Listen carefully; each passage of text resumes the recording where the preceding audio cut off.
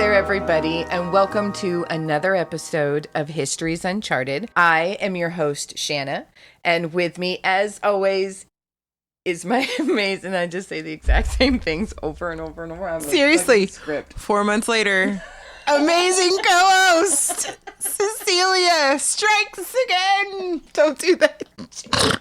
Don't do that. No peanut butter. Don't do that. I need to think of something fucking different to say. Absolutely not. I refuse. I'm a scripted I bitch. refuse. I refuse. At this point, it's going to start to be my signature. Yours amazingly, Cecilia. I'm just disappointed you don't introduce me this way in real life. This is my best friend. Amazing, Cecilia. And then I roll out with like a cane and a top hat and like a nice tidy suit. I mean, obviously. Welcome back, guys. We missed you so much.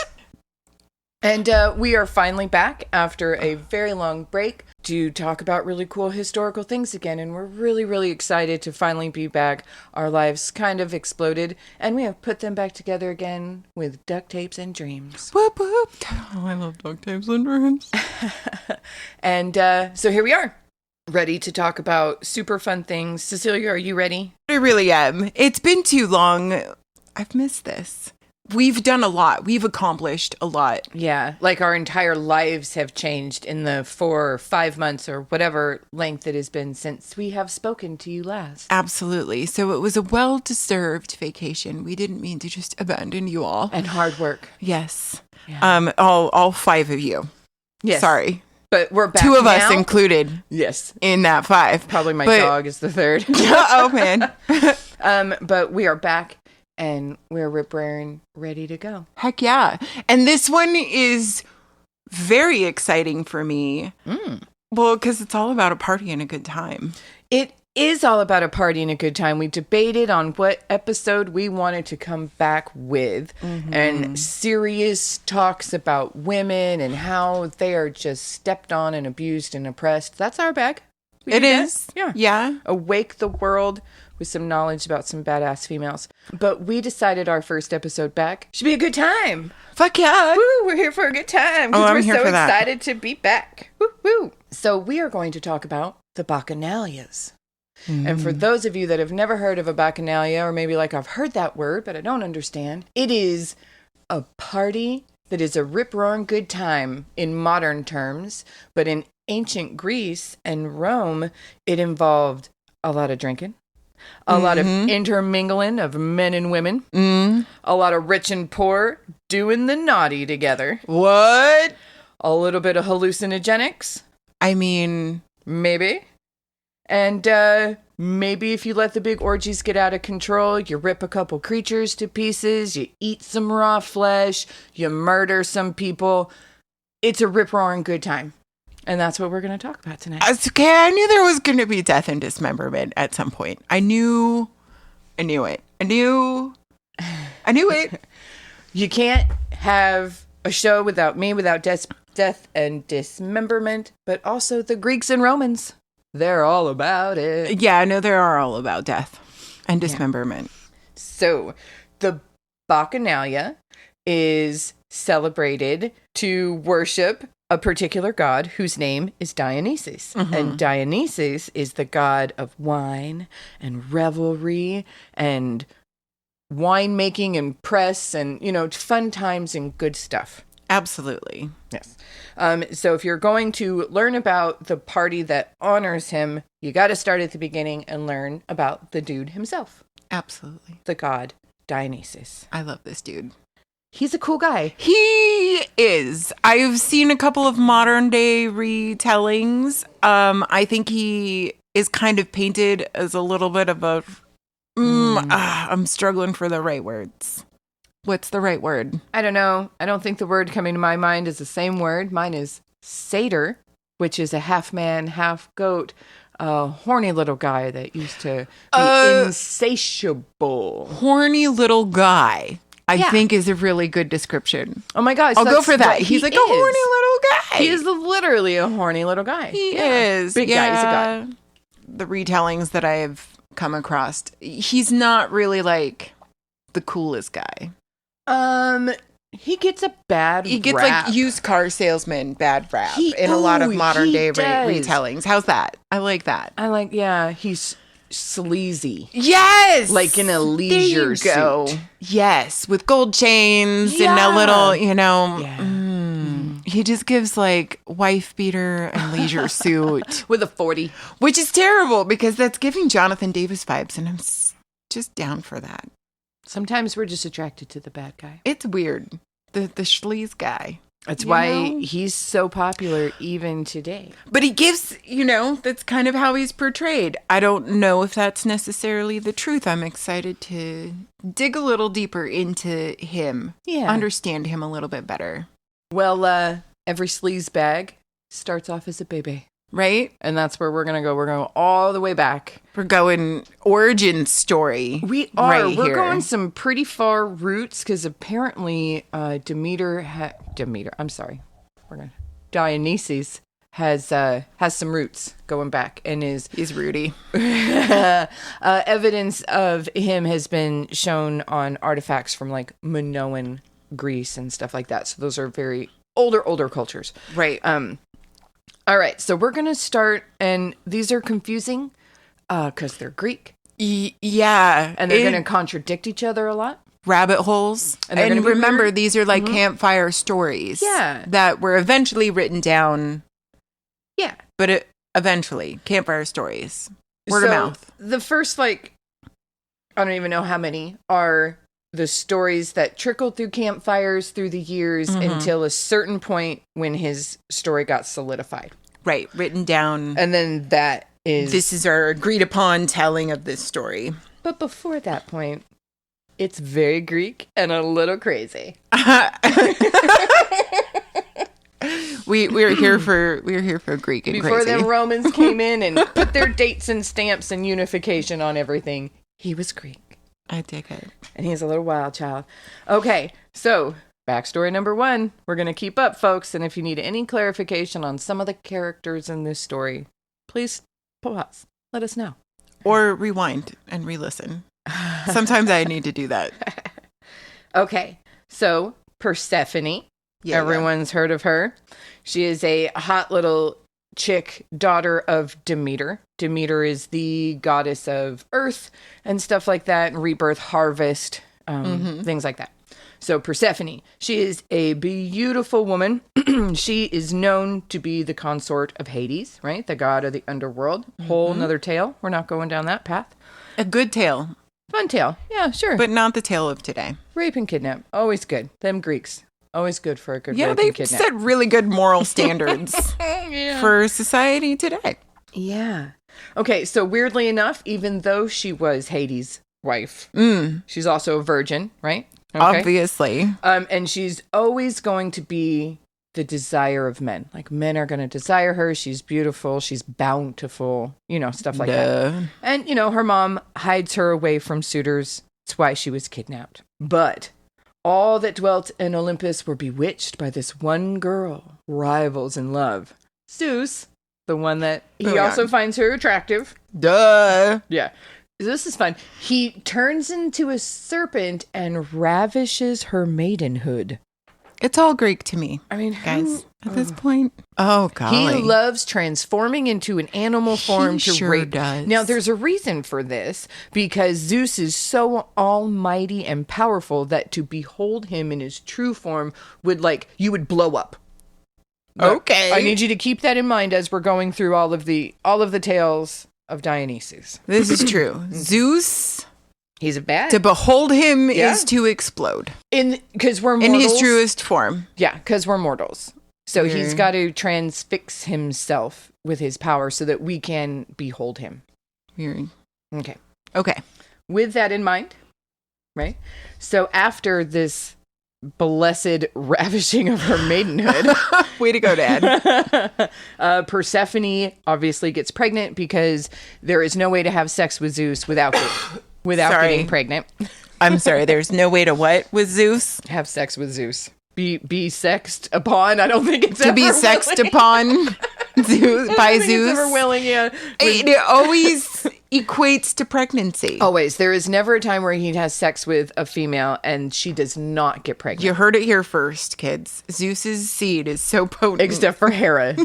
Except for Hera. Well, I mean, I think as his wife, they would probably have their wifely duties. I hate that it's even called that. A lot. They would consummate their marriage a lot, right? And so she's not having like a 700 million kids. So I would think she would be the only person he has Oh my continual God, it would sex be with. like Alien. She just has egg sacs Oh everywhere. God. little gods in egg waiting. Right. And God. they just come out. That would be terrible. That Yeah. would be terrible. So I appreciate Hera's stance on being able to just be like, not this womb, they Zeus. never have sex. It could go either way. Oh, their relationship is always portrayed as very Complicated. They are brother sister, right? Yeah. So Yeah. Again, morals. So she has this little baby who comes out already with these little horns. Okay. Going back to little horny guy. That's Okay. what made me laugh so much. Little devil. It's been 4 months, so I need to remind everyone again. Please apologize for all of the pronunciations of all of the words that I struggle through in my attempt to tell fun stories. Okay. The little baby, horny baby's name is Zagreus. And even while he was a baby, Zagreus is able to climb onto Zeus's lap and hold his thunderbolt. So that's a big deal. His lightning bolt things. Ooh. And he doesn't explode. Right. Like, So Zeus is like, yeah, you're strong, baby. this is my boy. The force is strong Right. with this one. Because at such a young age, he's capable. This is Right. like little baby Thor right here, Yeah. guys. There you go. Yeah. Horny Thor. Horny Thor. They vibe together. I They could see that. probably would. I think he would be more Yeah. Loki They're than kind of Thor. similar. I guess. But I mean, that does, that made that more be both. Loki, more both. But he was also just gorgeous. This little golden child, Dionysus, was considered just this. I mean, gorgeous he's horned. little- He doesn't say gorgeous. He says horned. All right. Well, all right. I mean, I don't know. Bad boy. All right. But Carry on. Hera sees this. You know, their relationship is complicated. She is excessively frustrated that Zeus has a baby of such strength with someone that is not her. Right. With, challenge to the throne, whatever. So she gets the Titans to come and kill the baby. Okay? Little baby horny Zagreus. The Greeks are really into killing babies. They are. Checks. So, maybe he was beautiful because while he was standing in front of a mirror, checking himself out, being a baby, as babies do, in the mirror. Obviously. I don't know why that's very weird specific. That was in his story. I can visualize this. A little shrew baby with horns. checking himself out curls. with a little tum Being like, "Oh, so tum. cute. Look at me." And With then- my little like goat feet and stuff. And then from the corner behind you, you see the Titans creeping up to kill you. They were scary looking. They sure were.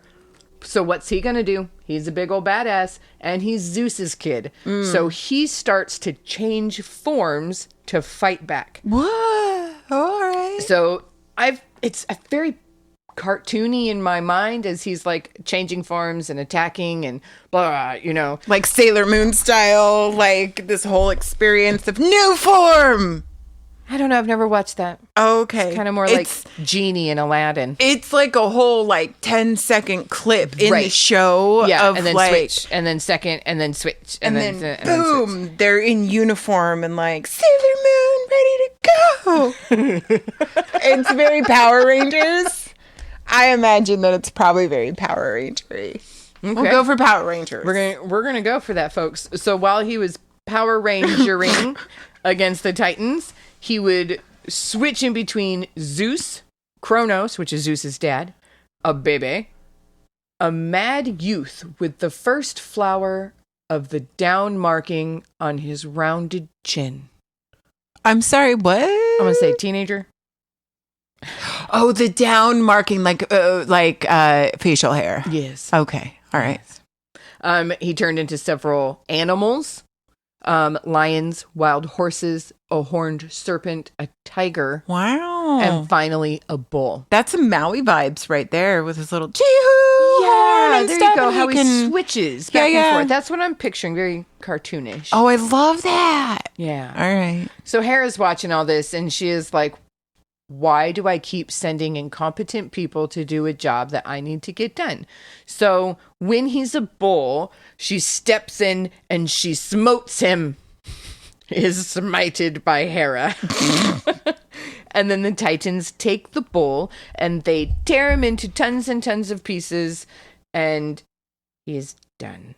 And then he is done. Yeah. So Zeus hears about this, and he's pissed because one of his bebés... Obviously. Yeah. Also, Hera, It's rude. It's rude. you guys are a team. Right? That's your partner. Supposed to be a team. Have a consultation. Listen. Honestly, he raped another woman behind I her mean, back, yeah, and this is the also poor true. baby. This is, no, poor baby. Okay, where were we? Zeus is pissed, as usual, at his wife. So he takes the Titans and he imprisons them in Tartarus. All right, so now, of course, Gaia's the mom of the Titans, and she gets all upset. She starts, like, lashing out against the planet, and there's floods and volcanoes and locusts everywhere because her kids are now in prison. And he's like, oh my God, okay. So he takes pity on her and he helps her out and he floods the world. All right. Now, what to do with all the baby chunks of baby? Because this is what the Greeks are going to think. Sounds like something that you would come out of your mouth. What are we going to do with all these baby chunks? Well, you know what? We upcycle here, as did the Greeks. Yeah, they did. So he gives baby chunks to the only person that it makes sense to, and that would be Demeter, which would technically be his grandma because it's Persephone's mom. Huh. That's fun. I didn't realize that. So anyway, he gives to Demeter, and then she like plants him, and he becomes a symbol of rebirth and growth and harvest and that whole cycle of life of the vines growing and then getting slashed and cut down and the wines being made and the grapes being made into wine and stuff. And this whole circle of life with Demeter and Dionysus and rebirth and fertility. Right. Are we all there? And the creation of I know. something grand and Yeah. lovely and something really cared for. Because he was. By Zeus, but really not Hera. There's lots and lots of backstories on why he's associated with wine. So that we're going to go through like 15 of them. It's ridiculous. That's exciting. Yeah. But one of them is right after the flood event. You know, it says like pre-Christianity, so it's weird like that, you know? No, it's really not. The Great Flood is reflected upon in many religions. It's a reoccurring thing because it probably actually happened. It probably did. There's small areas of... I feel like there's scientific proof that there there have been many great floods, which makes sense. Makes sense. Anyways. After the flood, people had food, but they didn't have fun.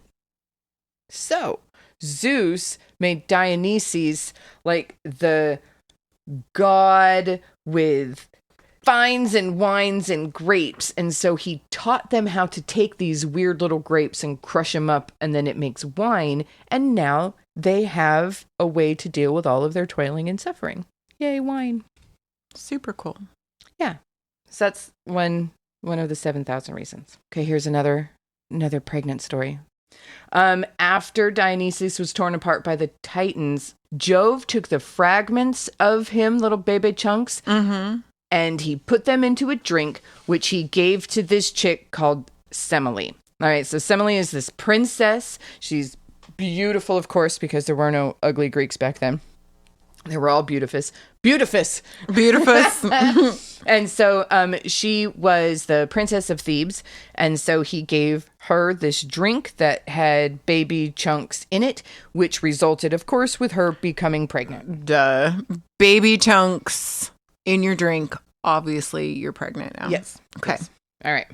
So I'm going to just throw it out there. Big shocker. Hera didn't like this. Okay, so Hera disguised... How dare you rebirth this tiny infant I already ripped apart. Now I have to rip again. it apart again. God, all I do around here is rip babies to pieces, and then I have to go and do it again tomorrow. Like, come on. No wonder she's pissed off all the time. For reals. Do they not see what she's trying to do here? Okay, so she's pregnant with baby chunks. Sorry. It's just so weird. And you gotta keep the facts straight here. Okay, so Hera goes to Semele, disguised as like her maid, her good friend, her dear friend, and says, you know what? He shows himself to Hera as a real god. You should have him show him to you as a real god to prove that he loves you. Knowing full well she's gonna explode. Right. What the fuck, Hera? Right. All right. And so she's this, sweet little stupid princess, and she goes, Duh. yeah. Of course. She I don't know how you communicate to him if you're not looking at him, like maybe his snake form or something. But she's like, yo, bro, I really want you to show yourself to me in your whole god form to prove to me that you love me. Like you gave me these baby chunk babies or whatever. You gave me baby chunks, and now I'm full of your baby chunk baby. Show me you love me. Show me you love me. Yeah. Give me your true form. So he did. Hera, you sneaky bitch. She is. She's sneaky. Yeah. All right. So she dies. Story number 1. But Bebe doesn't die. So baby chunks are still alive in womb. He takes baby chunk from womb and he turns it into Bebe because he gives it to another woman to care for, and he's raised by another woman. His mom's always die in a lot of these stories, so he's called Dionysus because he's the one with 2 moms. We got to keep up here, folks. A lot of moms, a lot of The more you know, guys. The more you know. All right. So Zeus takes baby chunks from said baby womb. Yeah. And makes it a baby and gives it to another lady, and then she raises it. This lady's name is Nisus, so Dionysus. Oh. Yeah. You hear about Nisus kind of, around, wow, words. That's the words. I feel like this is the telling that I'm most familiar with myself, is being given to Nisus. Oh, okay. I'm familiar with her name. Okay. Well, let's throw this next one out here. I'm not real sure if it's rape, but it sure is intrusive. They're the gods. They're the gods. Right. So, Semele, again, because she is the associated mom of Dionysus. Right. She lives in Thebes. She is a princess. She is that is the established. So, Semele, she has a dream one night, right? She dreams that there's this fruit tree and Zeus destroys it with a bolt of lightning. Mm-hmm. But the fruit did not explode like the tree did. Whoa. And then a bird brought him one of the fruits and he sewed it into his thigh so he could be both mother and father to the new baby. Mm-hmm. She then saw a male-like figure emerge from Zeus's thigh, as they do. Mm-hmm. Yeah. And she then came to the realization that she was the tree. So she goes and she tells her dad this. And her dad's like, oh, shit, that's weird. That is weird. You need to sacrifice to Zeus, because that's always what the Greeks answered everything. Sacrifice to the gods. Obviously. Go get a goat. Go get a bull. Something needs to die. And something needs to die, guys. We need a sacrifice to the gods to make this right? So she does this, as you do. And then he comes to her in her sleep the next night. I don't know why he keeps turning into snakes, but it's really fucking gross. And then she is impregnated and her room starts growing with like flowers and vines, very like Encanto-ish. Yeah. Okay, weird, but all right. And he's like, yo, girl, I'm Zeus. You made sacrifices to me. I just gave you a god baby, and you're welcome. Thanks, Zeus. Yeah. So she's like, heck yeah, I just got pregnant by a snake god. I'm most excited. Hera, of course, yet again gets pissed. Yeah. Hera comes to her disguised as her friend, says, you need to have Zeus prove he loves you. Blah, blah, blah, blah, blah. She again explodes, right?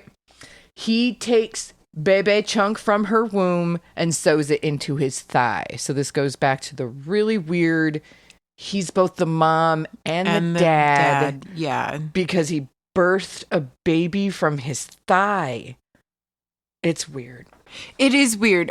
But the Greeks, and then what we chose to do in future storytelling, like, weird. It's out there. It's not one of my favorites. All the snake raping and the thigh birthing. The baby eating in general. I'm okay with that. That's the hilarious. baby eating is good. You're fine with that. Pickled babies. Snake raping and thigh babies is weird. The thigh babies is weird. I think how we equate pregnancy in men or things being birthed from men is strange. Like being sewn into or being part of the rib torn from. Being a part of the male coming from them. Yeah. It's kind of like they're trying to take the one rightful thing that we have of reproduction away from us. Isn't that so weird? I'm sorry. The one thing that we and even then I find it funny that the baby chunks essentially were seated in her in Semele, right? Oops, sorry. Whatever. This is welcome back, folks. Welcome back. We forgot all the rules. We're two crazy bitches just sitting in their living room, all right? I find it interesting that it was seated in her and he took it and put it into him. Yeah. So he's been like twice seated, thrice seated because he was originally Bebe Chunks that got implanted into. I don't know. It's super, super chunky. A lot of different origin stories. And it's not just his origin that has lots and lots of different versions. It's also like how he grew up. He kind of reminds me of Hercules like that because there's lots of stories and versions of how he grew up. Right. He was also a demigod who was put onto Earth. So that's because he was the son of a god and immortal, but Dionysus is two gods. Well, I don't know. Semele, that's the problem. Semele is always the problem. But technically, he's Persephone's kid first. He is a god who was implanted into a woman. So I'm curious now. Is he seen as tainted amongst the others as he carries on in life and we get further into his story? Does that play a part? Yeah. That he was he's a god, but now god. He's seen as a demi because of mortal mother. Interesting. Yeah. He hangs out with Hercules and goes on one of the hero missions and challenges that he goes on to go help get his mom from the underworld and stuff like that. Because Semele dies in all of the stories. She is sacrificed to birth his mortal mother. Because he's a god, the child of a god. So right. Also because he has to be raised by someone else as an orphan to learn the things and the godly ways and stuff like that. And you have to have that tortured child past. Yes. I think. Yeah. The archetype. Right. The archetypes. Things to overcome and prove that you are. Classical for a reason. Yeah. One of them, it brings back Nysa, that when he's a baby, he's given to the rain nymphs. Nysa, who nourished his infancy and childhood.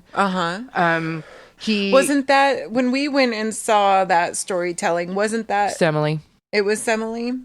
He might have been raised by Nysa. Yeah, Semele birthed him, and he was probably raised by Nysa in the play. Yeah, and the wood. I felt like that was part of. So here is some of his dalliances when he becomes a mature man and starts traipsing around the Greek hillsides. Mature man, so he's like 12 or 13, Right. 13, 14, maybe. With the first young wisps on his kingdom. rounded chin or whatever. Yeah. He's a man now. He's a man. He was also not discriminating in his love. They were rich, they were poor, they were men, they were women, they were centaurs. He's a god. He can do whatever the fuck he wants, people. So apparently he was beloved by a centaur named Chiron. And from him, this is where he learned a lot of his chants and dances and some of those Bacchic rites, because that's going to come back later when it got to the Bacchanalia and the religions and the rites and stuff like that and initiations. Ooh, girl, ooh. Take me back for a minute. Yeah. I feel like I should have asked you this question about 40 minutes ago. Define Bacchanalia. Like, can we break down its root words? Fuck you. She just whispers at my face. Fuck you, bitch. How dare you come to the table with this question? Okay, only because it's... What does Baccha mean? What's that? Sorry. It's after Bacchus, okay?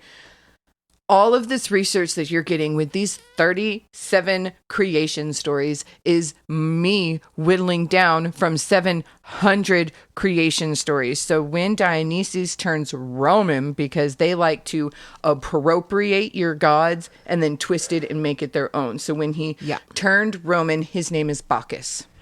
All religions have a habit of doing Totes. that. We're really good at it. The Romans are the best. Fuck yeah. Fuck yeah. So, and we do that every day. Yeah. Guys. We do. We Everyone internalize does. it. So that's the Bacchanalia, because that is a party, religious practice, cult, and rites in the Roman times that we're going to get to much later. They center around the god Bacchus, who used to be the Greek god Dionysus. We haven't even gotten there yet. Yeah. Okay. So he has artifacts from around 1500 BC. The Romans made him Bacchus, Dionysus, whatever, 200 BC. Because they love to change. Well, that's a long time. 1500 BC to 200 BC. Mm-hmm. So he was Dionysus for a long time, and then he became Bacchus, and then the Bacchanalia is the celebration, Saturnalia, Bacchanalia. The alia means celebration. Party to, right for, yeah. Have Google. It has lots of our words. Its meaning has so many deeper meanings than what we could just throw at it. Right. Because it's a cultural. It is, because their religion was a part of them. It's like saying Christmas. Yeah, that feeling. Right. It associates everything that comes with it. Yes. Party. But we are introductory to history. I have to keep this as streamlined as possible, or we'll be here for days. And that is the one thing that I think I appreciate the most. I've taken many, many different mythology classes, and I have heard the same stories told 6 different ways to Sunday. Yeah, because they were campfire stories, just like you said. Absolutely.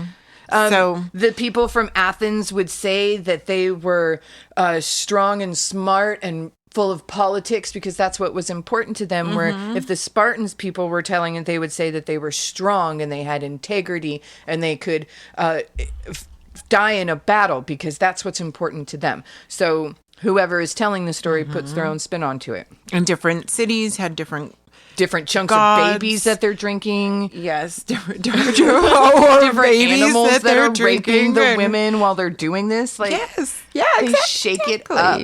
Yeah. Precisely. It's regional, guys. Yeah. It's regional. So he's a centaur loving type of dude. Yeah. That is consistent in all of his stories. He doesn't discriminate. He does not. He is a lover of all. Yeah. Yes. If you're good to him, he's good to you. How about that? I dig it. Yeah. He's free love is Mr. Bacchus, Mr. Dionysus. What was his first name? I can never remember. Zacharias.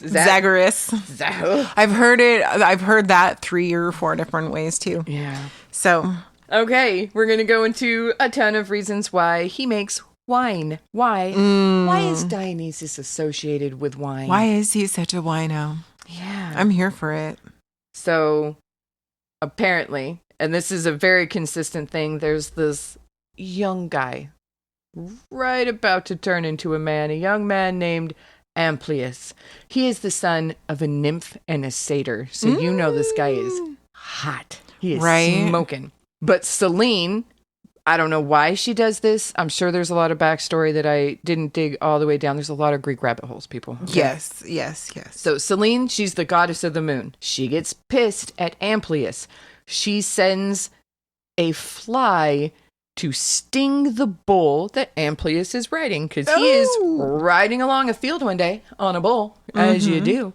And the fly stings the bull freaks, bucks him off, tramples him, and What the heck, Selene? Right. Rude. Dionysus is distraught. He is destroyed. This is the love of his life. The fates are like, that was wrong.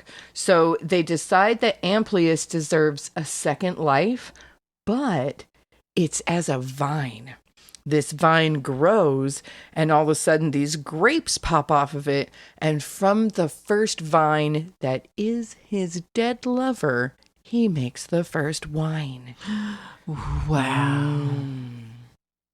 That's deep. That one's a little much for me.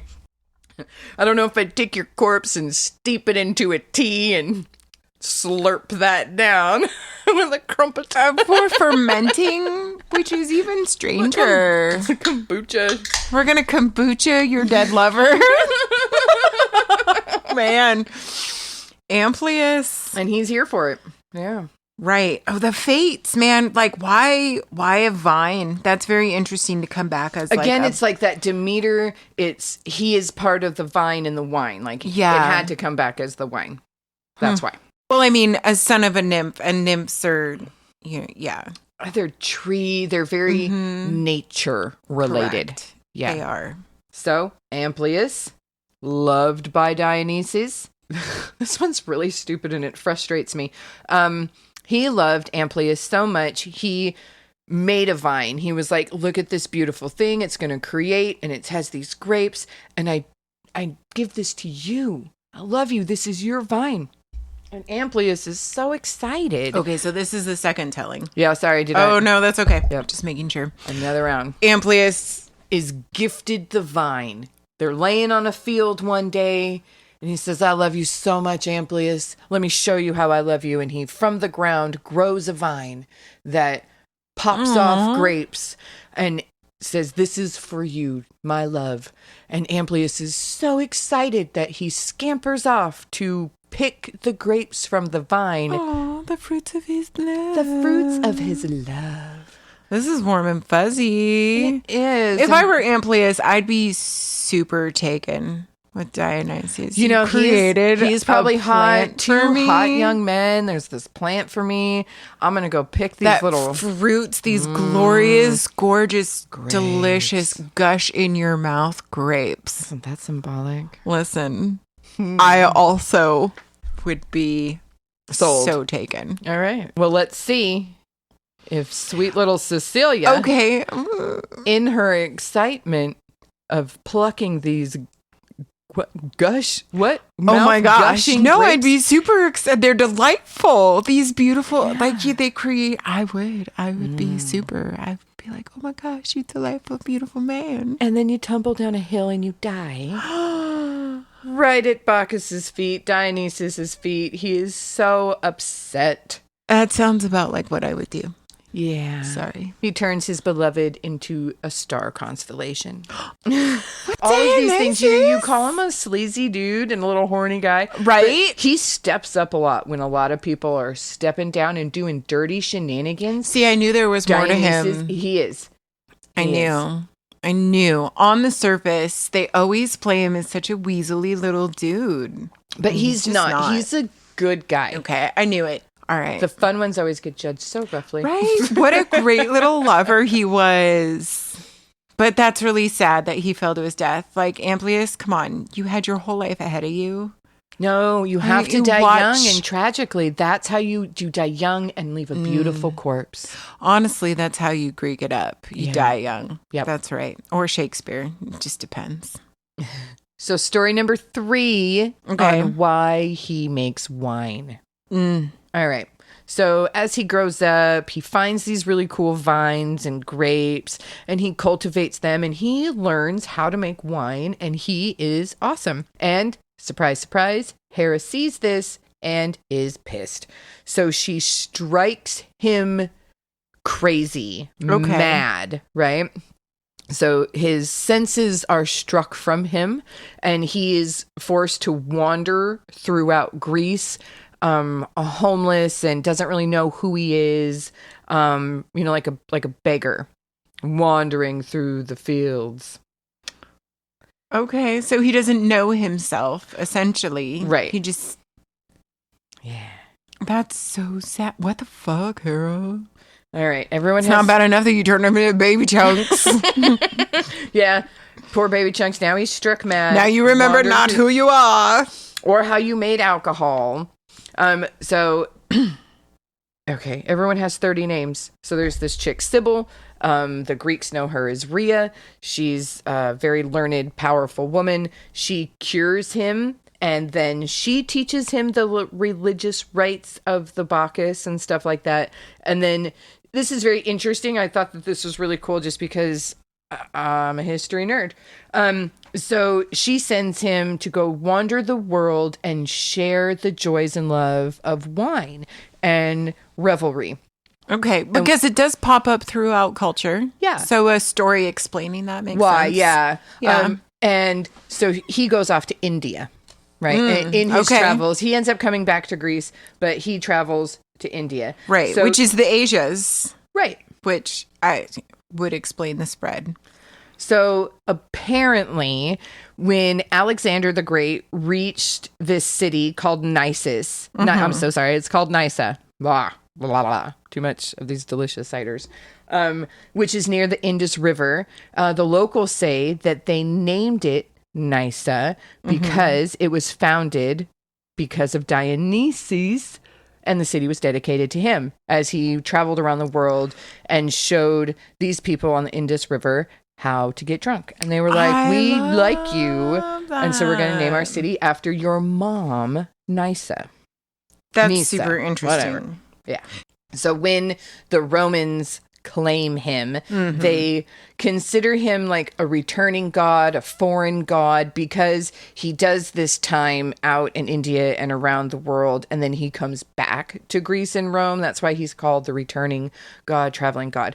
But he also, when he comes back to Rome, he is bringing with him all of these amazing things that he has found, and that, according to legend, is where the Roman processional is from. And that is when, like, an emperor comes back successful from battle. He drags all of his captives and loot and stuff behind him. It's called a triumph, that they go through the city of Rome. And, okay. All right. yeah, it's a lot. Greek and Rome stuff is so... And with that, I think we're going to go ahead and take a break. The episode's carrying on. Yeah. We've been here a while. So thank you so much for listening this long. Heck yeah. But also make sure that you are subscribed to our podcast so that you get a notification when the next episode comes out, because we are going to be continuing the conversation. Yep. And the history of Dionysus, Bacchus, Liber.